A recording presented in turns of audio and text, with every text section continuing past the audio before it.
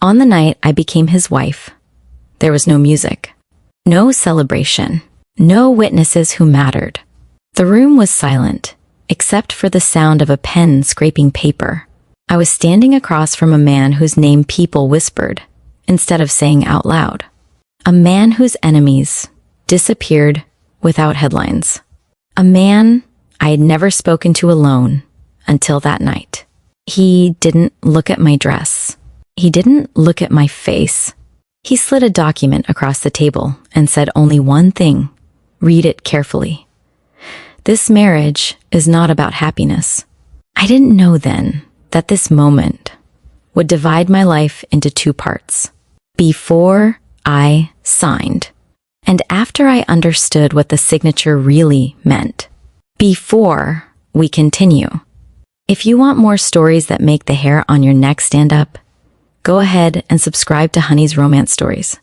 Give this video a like and share it with someone brave enough to hear the truth. Because once the bell rings, you'll never know what might be waiting for you next. The paper was heavier than it looked. Every page felt deliberate, measured, like it had been waiting for me long before I stepped into that room. The kind of document that didn't rush, because it knew time would bend around it anyway. The camera, if there had been one, would have lingered on my hands. They were steady. That detail matters. People always assume fear announces itself with shaking fingers or tears. Sometimes fear goes quiet. Sometimes it stands very still and listens. Across from me, he sat like a man finalizing a transaction he had already won. No impatience, no tension, just certainty. The kind you don't argue with because it doesn't ask for permission. The contract wasn't written like a love agreement. There were no vows, no promises of protection or care, just clauses, conditions, expectations spelled out in language that left no room for interpretation. Public appearances, private boundaries, silence. So much emphasis on silence. I remember realizing then that this marriage wasn't designed to bring two people together. It was designed to lock something in place, to close a door that others had spent years trying to force open. He finally looked up, not at me, at the space where my name would go. You will be safe, he said calmly, like someone stating a policy rather than making a promise. As long as the terms are respected. Safe. Another word that mattered. Because in that world, safety didn't mean comfort. It meant survival. Behind the walls of that quiet room, a city carried on as usual. Cars passed. Lights flickered on in apartments. People laughed, argued, made plans for tomorrow. None of them knew a deal was being sealed that would quietly rearrange power, loyalty, and consequence. This wasn't a wedding night. It was a handover. I signed. The sound of the pen touching paper felt louder than it should have been, sharp enough to echo in my chest. When I finished, he took the document without ceremony, folded it once, and placed it into a leather folder already marked with other names I would never see. Only then did he stand. From this moment forward, he said, voice even, controlled, your life will be observed more closely than you realize. That was the warning, not the threat. I didn't understand yet how many eyes had already shifted in my direction. How many decisions were being made in rooms I would never enter. How many lines had just been crossed without a single shot fired. The title wife came with protection. Yes. But it also came with attention. And attention, in his world, was never neutral. Later, people would ask if I knew what I was getting into. The truth is harder to explain. I knew enough to be afraid. I didn't know enough to run. And that is how the contract worked.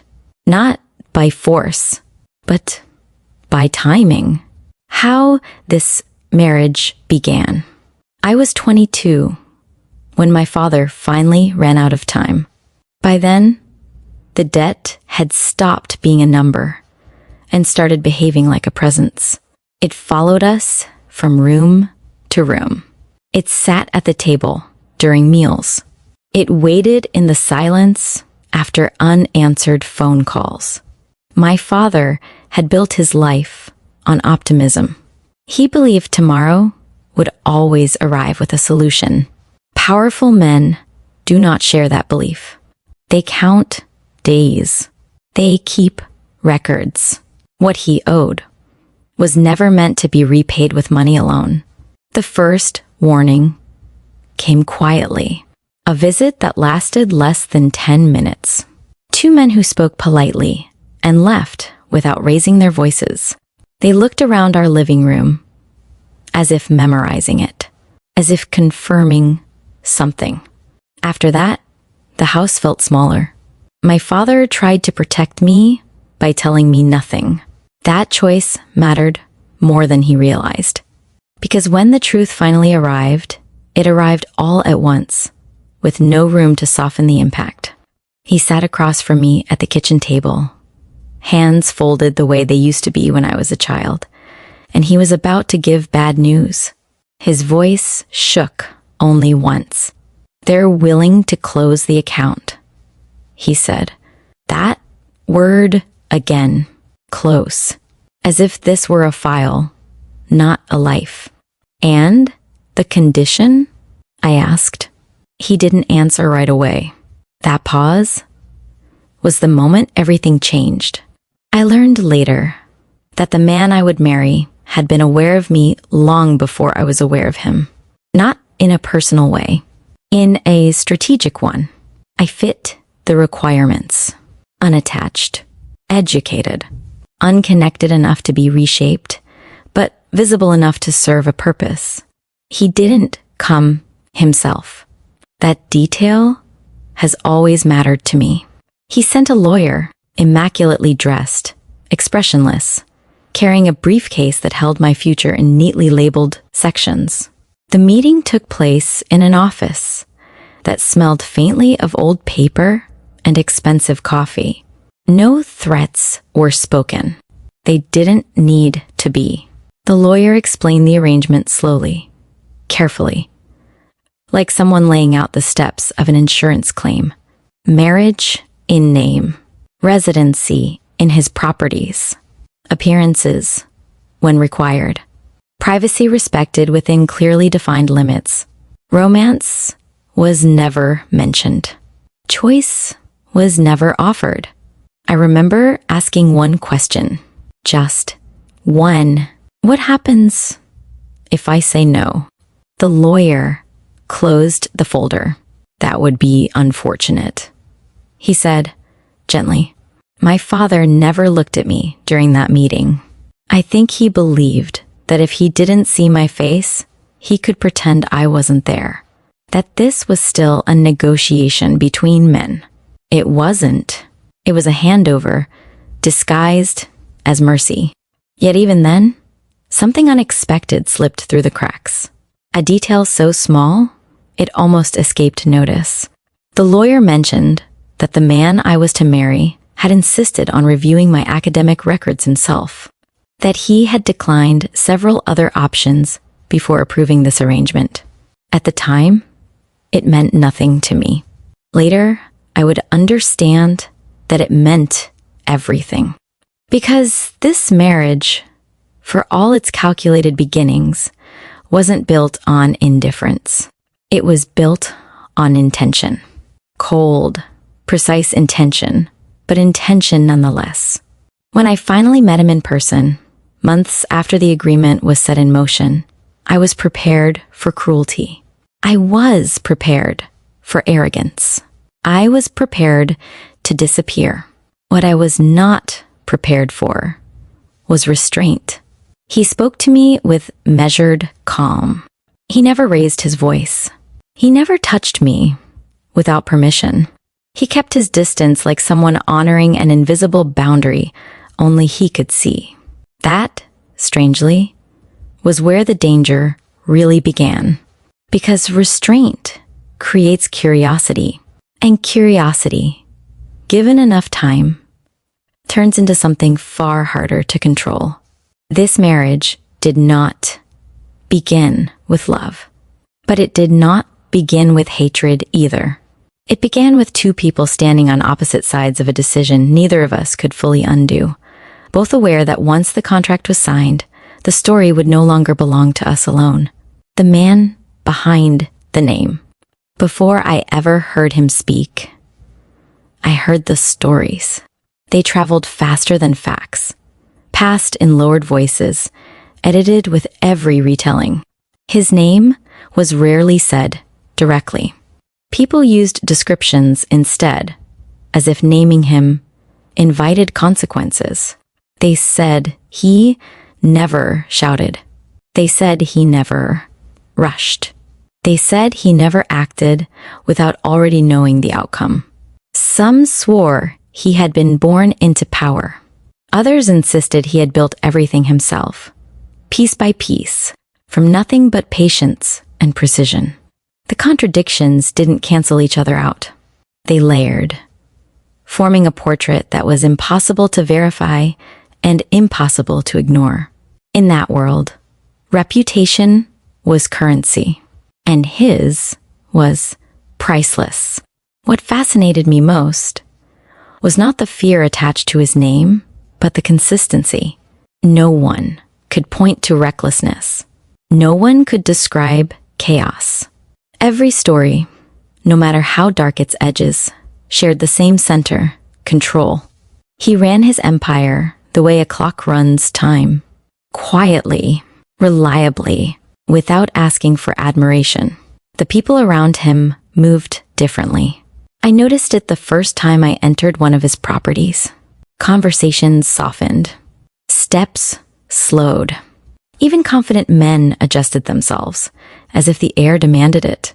There were rules, yes, but no one ever handed me a list. I learned them the way you learn a language in a foreign country. By watching, by listening, by noticing what went unsaid. You didn't interrupt. You didn't linger. You didn't assume familiarity. And above all, you didn't test limits. The first time I saw him across a room, I understood why so many people struggled to describe him accurately. He didn't dominate space with size or volume. He did it with stillness. While others spoke, he listened. While others gestured, he waited. While others tried to be seen, he remained impossible to read. His presence wasn't loud. It was deliberate. When he finally spoke to me, days after our formal introduction, his voice surprised me, not because it was deep or commanding, but because it was controlled without being cold. "Are you settling in?" he asked. Not, "Are you happy?" Not, "Do you approve?" Just that. It was the first time anyone had acknowledged my adjustment, rather than my obligation. I answered carefully. I had learned by then that every word mattered. Yes. He nodded once, as if filing the response away for later reference. That was how he was, with everything. Observant. Exact. Nothing wasted. Over time, I began to notice details that didn't match the stories. He remembered preferences. He respected routines. He ensured my education continued uninterrupted, not because it benefited him publicly, but because he had decided it mattered. Romance, as people imagine it, was absent. There were no grand gestures, no declarations, no attempts to charm. Instead, there was consistency. He made sure I ate. He made sure I slept. He made sure no one raised their voice at me. In his world, those acts carried weight. And then there were the moments no one else saw. The way his attention sharpened when I spoke honestly instead of cautiously. The way he paused before entering a room, if he knew I was already there, as if giving me space without announcing it. The way he corrected others when they spoke about me instead of to me. Small things, dangerous things, because affection, when it grows in silence, tends to grow deep. I realized one night, much later, that the man behind the name was not driven by cruelty, but by order. He feared disorder. More than anything, betrayal wasn't unforgivable because it was personal. It was unforgivable because it disrupted the structure he had built his life upon. And somehow, without ever saying it aloud, he had decided I belonged inside that structure, not as decoration, not as leverage, but as a fixed point. That understanding unsettled me more than fear ever had, because fear tells you where the danger is. This was something else. This was the beginning of attachment. And attachment, in his world, was the most dangerous thing of all. The wedding night without a ceremony. The silence that followed was heavier than the contract. No music drifting from another room. No applause. No voices congratulating us on a future. No one pretended to believe in. Just the quiet acknowledgement that something irreversible had occurred. He stood there for a moment longer, as if confirming that everything had settled into its proper place. Then he turned and left without another word. The door closed softly behind him. Precise. Intentional. That was our wedding night. I stood alone in a room designed for comfort, but arranged for distance. Everything was tasteful, neutral, expensive, in a way that avoided warmth. The kind of space meant to impress without inviting attachment. I sat on the edge of the bed and waited, not for him to return, for understanding to arrive. It didn't. Instead, the hours passed, marked only by the faint sounds of a house that never truly slept. Footsteps, far away. A door opening. A door closing. The low murmur of voices, kept deliberately out of reach. This was my new reality. Proximity without access. In the days that followed, the structure of my life revealed itself slowly. Mornings began quietly. Breakfast appeared without being requested. Staff addressed me respectfully, but never familiarly. No one lingered long enough to invite conversation. He was present, but never intrusive. We shared the same house, like two carefully aligned planets, orbiting a common center without colliding. When we crossed paths, he acknowledged me with a nod, sometimes a brief question. Never personal, never dismissive. How was your day? Did you need anything? Let me know if there's an issue. Always calm, always controlled. At night, I would hear his door open and close. I would wonder what kind of man could inspire loyalty without affection, obedience without charm. What kind of man could rule by consistency alone? And slowly, against my better judgment, curiosity replaced fear.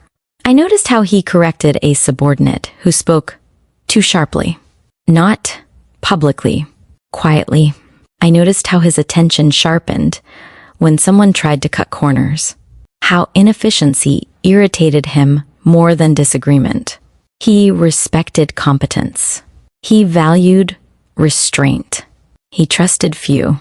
Weeks passed before the first crack appeared. It was late. I couldn't sleep. I wandered into the library, a room I had avoided out of habit rather than instruction. He was there, standing by the window, reading. He didn't tell me to leave. That mattered. "You're awake," he said, not looking up. "So are you," I replied before I could stop myself. For the first time, a pause lingered between us. "Sit," he said, gesturing toward a chair. Not an order, not an invitation, something in between. We spoke that night longer than we ever had. About neutral things. Books. Strategy. The cost of mistakes. He listened more than he spoke. When he did speak, he chose his words with care, as if each one had weight. I realized then that his silence wasn't emptiness. It was discipline. And discipline, when observed closely, can resemble devotion. From that night on, the rules didn't change, but their meaning did. Doors still stayed closed. Boundaries remained intact, but something subtle shifted in the space between us. He began to ask what I thought. I began to answer honestly. No declarations were made. No lines were crossed. Yet something fragile and undeniable began to take shape, an understanding neither of us named. This was not love as it appears in stories. It was quieter, more dangerous, because it grew not from desire, but from respect. And respect, once earned, is far harder to withdraw.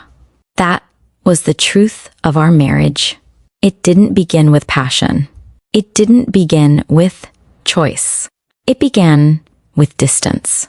And slowly, almost imperceptibly, that distance started to close. The house that watched everything the house did not pretend to be a home. It functioned more like a system. Precise, layered, always aware of itself. The walls were thick, the ceilings high. The lighting adjusted automatically as I moved from room to room, as if the building itself tracked my presence. Nothing creaked. Nothing felt accidental.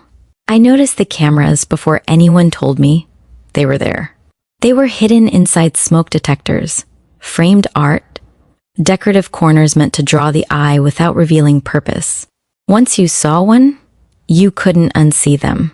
The awareness followed you, not threatening, just constant. Staff moved like they had rehearsed every step. Efficient, silent, respectful in a way that discouraged conversation. They spoke only when necessary. And even then, their words were minimal. "Good morning. Dinner is ready. Do you require anything else?" No opinions. No curiosity. Eye contact was brief, almost discouraged.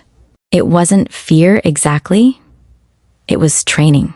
The kind that teaches people how to exist around power without inviting attention. The doors were the first thing that unsettled me. They closed on their own, softly, with a finality that made turning back impossible. At night, I would hear the locks engage, one after another, as the house shifted into its evening state. A sequence, a routine, safety. I reminded myself.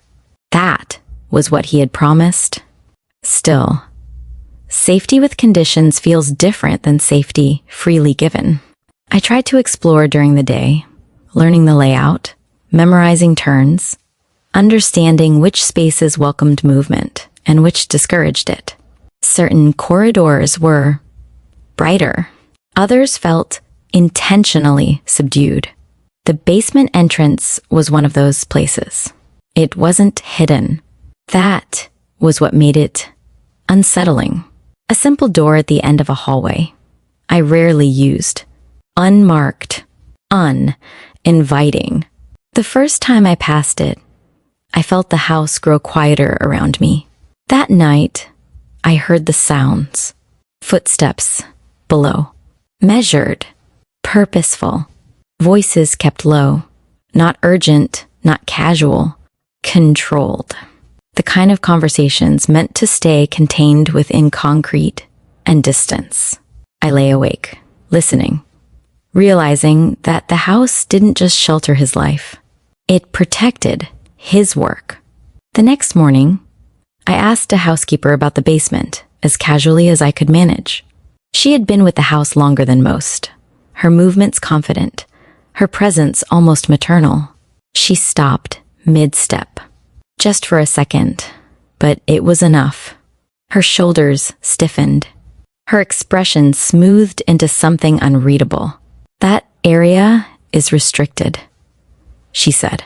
No reason, no follow-up, no invitation to ask again. The conversation ended there. When I saw him later that evening, I watched his face as we spoke about something trivial, an upcoming dinner, a schedule adjustment. He noticed my attention immediately. "You want to ask something," he said.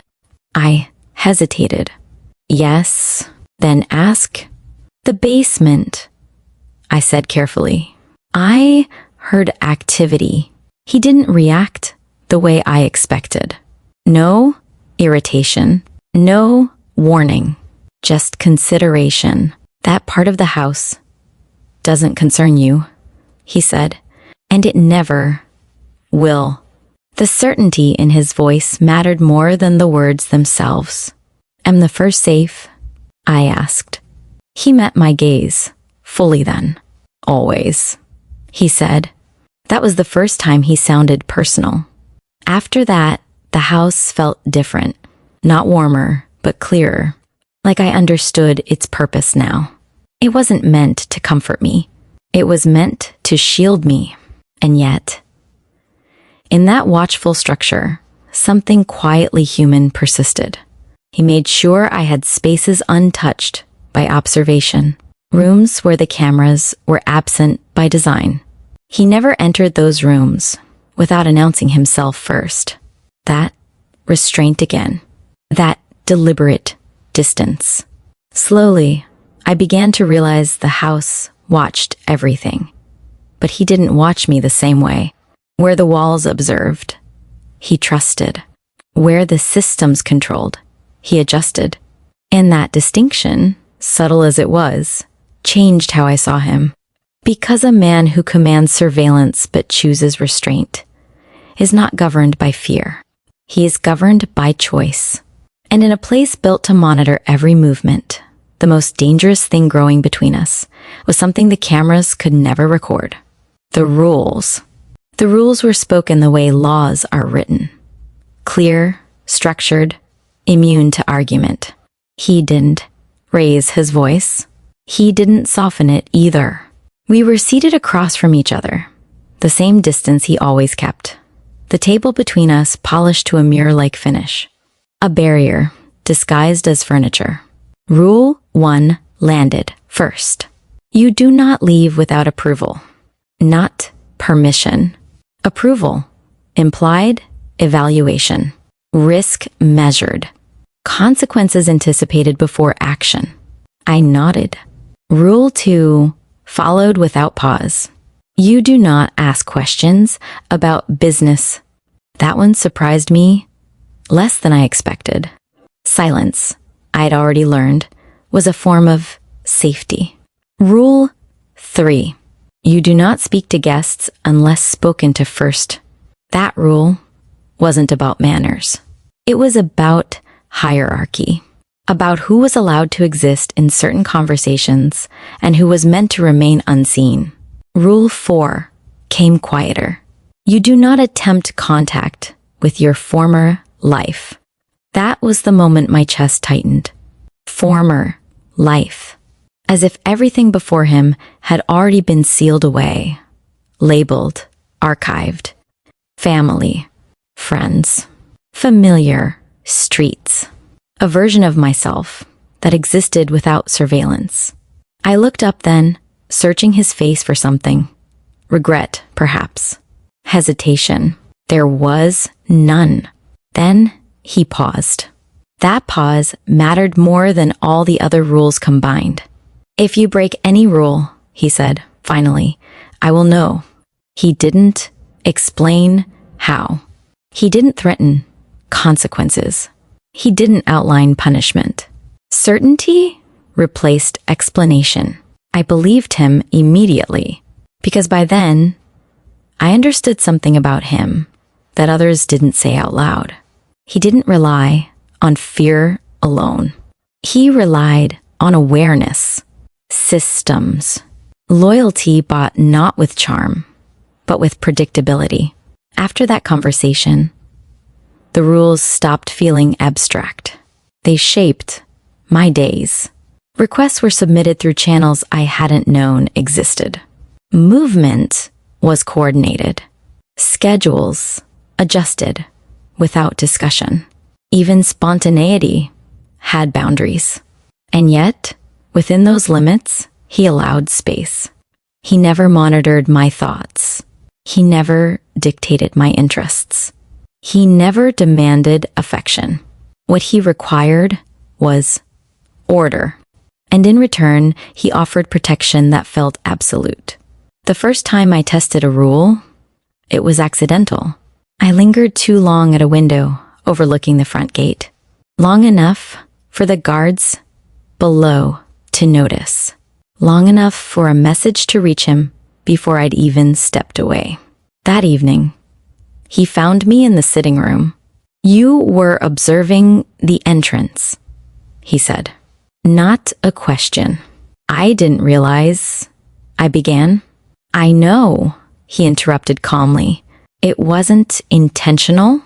That startled me. He wasn't angry. He wasn't suspicious. He was precise. "Next time," he added, "tell someone you're curious. Curiosity isn't forbidden. Acting alone is." That distinction mattered. Over time, I began to see the rules differently. They weren't designed to erase me. They were designed to keep the chaos of his world from spilling into mine. He didn't want me hardened. He didn't want me complicit. He wanted me untouched. That realization complicated everything, because it's easier to resent a captor than it is to understand a guardian who never asked if you wanted guarding in the first place. Late one night, weeks after the rules had become routine, I asked him something I hadn't planned to say out loud.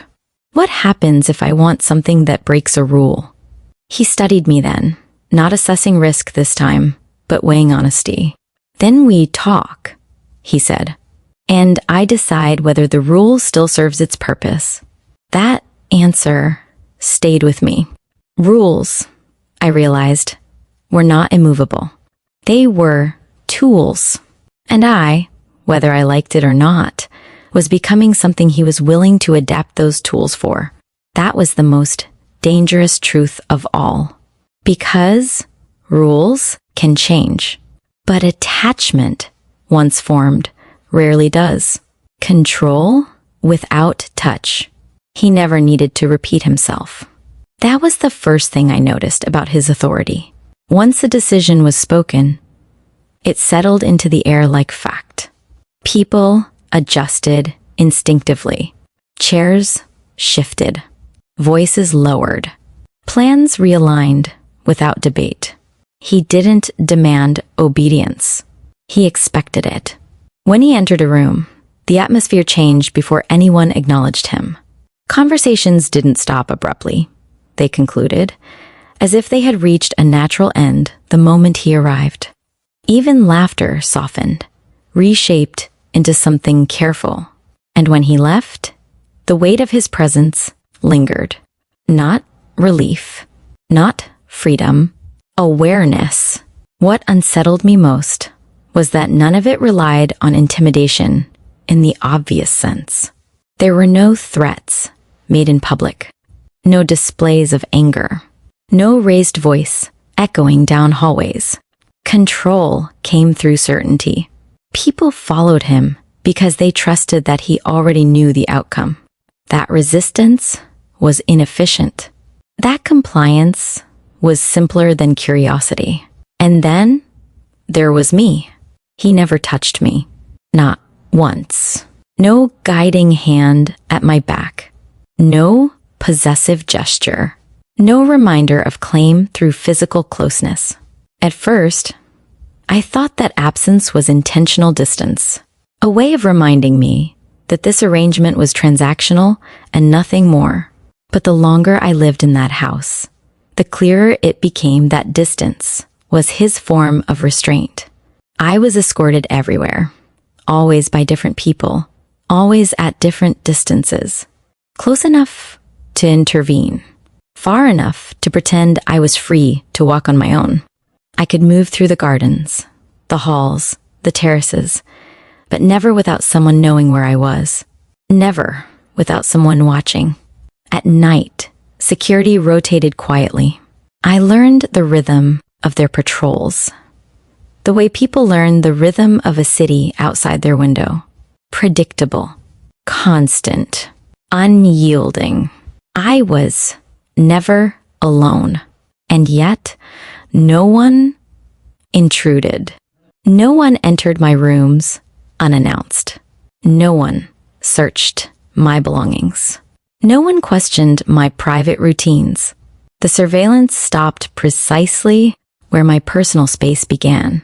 That balance was deliberate. Protection and confinement began to blur into the same sensation. I was safe from threats I could not see, but also from choices I could not make. Once, during a rare moment of honesty, I asked him if this level of control was necessary. He didn't answer immediately. "It's consistent," he said finally. Consistency keeps people alive. Alive. Not happy. Not fulfilled. Alive. That was the metric he measured everything against. And yet, despite all of it, there were moments when the control softened, just enough to reveal intention beneath it. He noticed when I grew restless, adjusted schedules, opened access to rooms previously closed, allowed small freedoms without framing them as permission. He never said, "I trust you." He showed it by loosening the perimeter, just enough to breathe. One evening, as we stood on opposite sides of a balcony overlooking the city, he broke the silence without turning toward me. "You're adapting," he said. I didn't realize I had a choice, I replied. He looked at me then. "You always have a choice," he said quietly.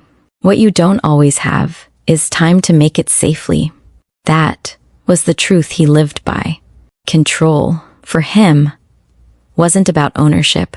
It was about responsibility, about bearing the weight of decisions so others didn't have to. And somewhere in that logic, dangerous, calculated, unwavering, I found myself seeing him not as a captor, but as a man carrying a burden he never asked to share. That realization frightened me more than the cameras, more than the rules, more than the locked doors. Because understanding is the first step toward attachment. And attachment, in a world built on control, is the one thing no one can fully contain. The first warning. The sound cut through the night with surgical precision. It wasn't loud enough to be mistaken for an accident, not soft enough to be ignored. It was sharp, contained, deliberate, like something final reaching the end of a process. Then, nothing. No footsteps rushing.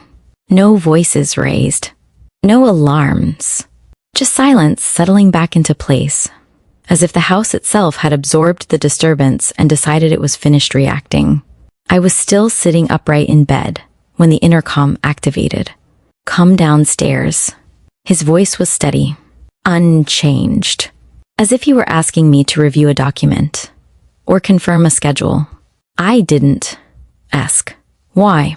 I dressed slowly, deliberately. I noticed the way my hands moved without shaking. That detail mattered later, even if I didn't know it then. The hallway outside my room was lit at half strength. Doors remained closed. Guards stood farther back than usual, eyes forward, bodies positioned with intent. No one spoke to me as I passed.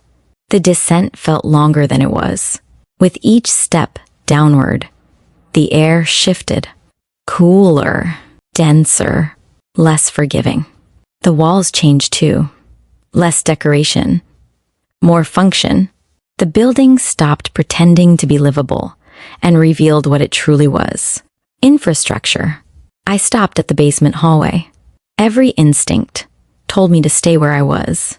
The heaviness pressed against my chest, the kind that warns you before your mind catches up. He stood at the far end of the corridor. His sleeves were rolled to his forearms. That detail was jarring. He never appeared unguarded, never disrupted the image he presented to the world. This was different, intentional. His expression gave nothing away. No anger, no satisfaction, no apology, just control.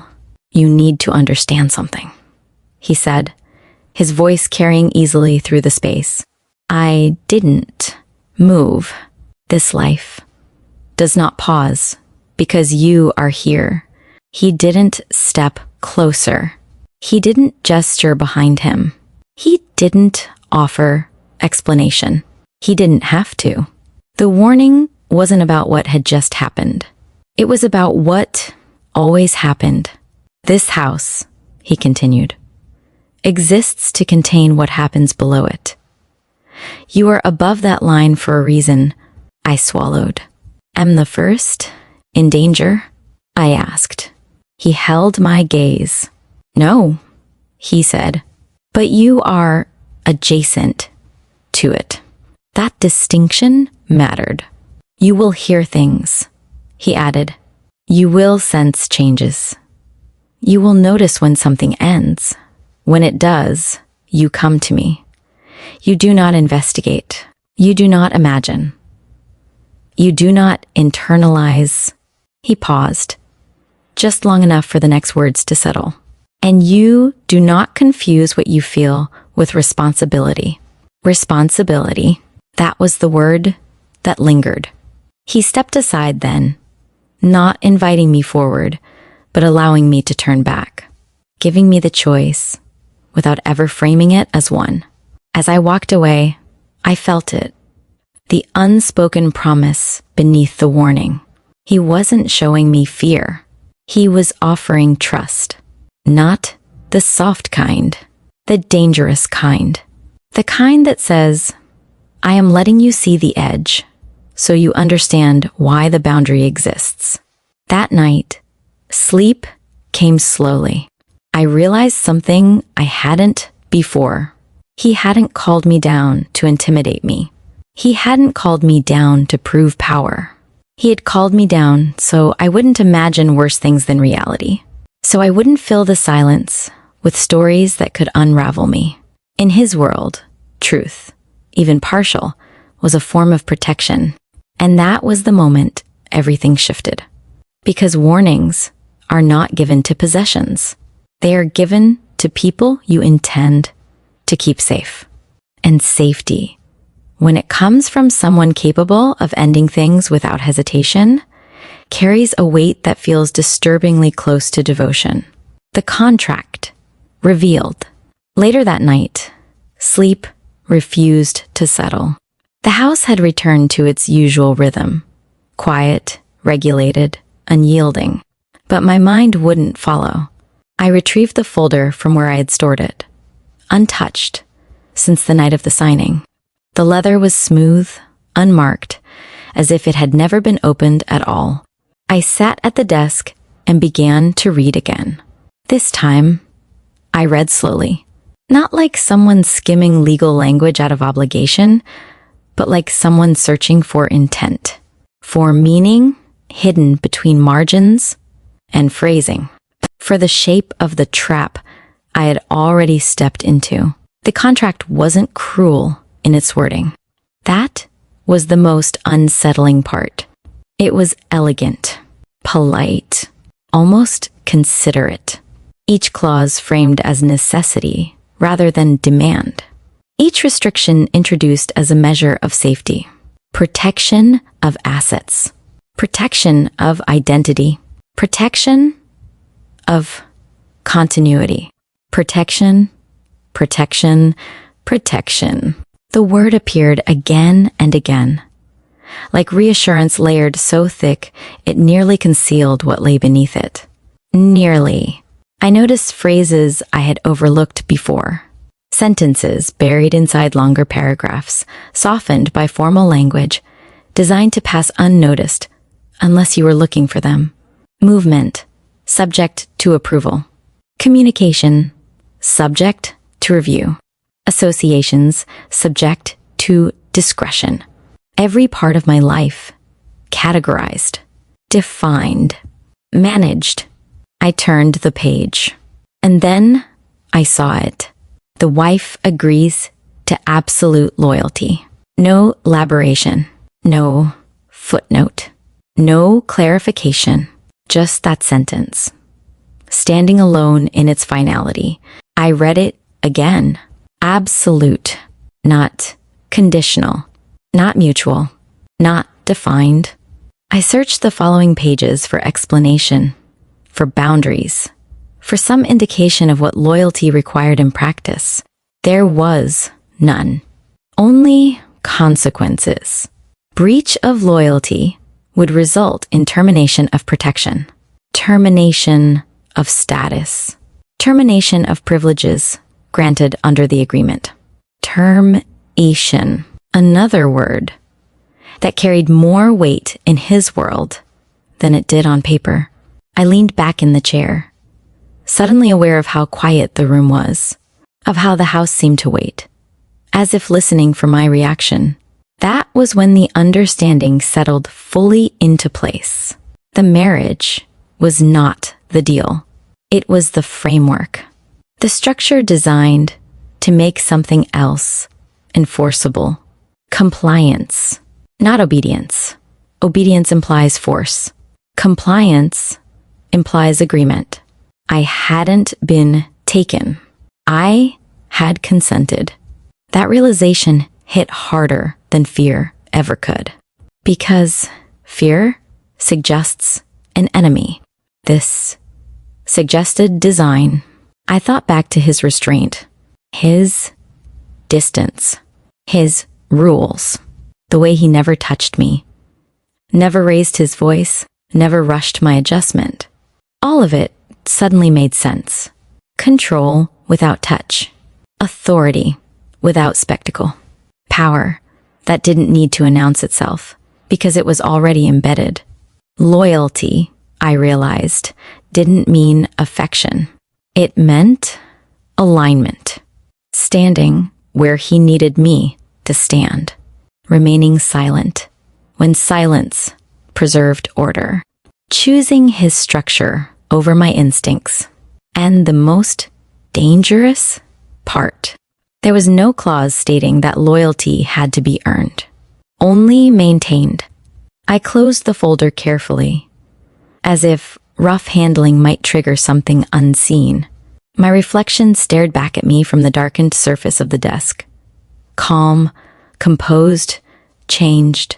I understood, now, why he had never defined loyalty out loud. Definitions invite negotiation.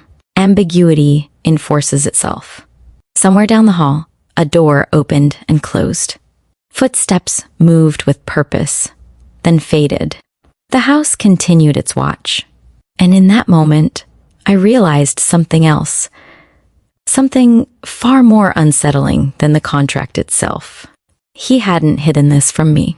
He had assumed I would eventually find it, which meant this was not a secret. It was a test. And the question was no longer whether I belonged to this marriage. It was whether I would choose to understand it before it chose for me. The final moment of part 1. Before sleep could claim me, there was a knock. Not loud, not urgent, measured. I opened the door to find him standing there, posture unchanged, expression calm in the way that had become unmistakably his. He didn't step inside. He never crossed thresholds without invitation. In his hand was a small metal object. He placed it on the table beside the door without explanation. The sound soft, but final. It caught the light briefly, solid, functional, unadorned, not symbolic, practical, for emergencies, he said. I didn't touch it. I stared instead, trying to understand what kind of life required something like this to be offered so casually. What kind of protection came with instructions, rather than comfort? I don't expect you to use it, he continued, as if anticipating the question I hadn't asked. But understand this. Survival here requires awareness. Awareness, not strength, not aggression. Awareness, that word again. Shaping itself around everything he did. He turned to leave, already retreating into distance, already re-establishing the boundary that kept us intact. Then he stopped, just short of the doorway. One more thing, he said, quieter now. I looked up. You are safe, because you belong to me.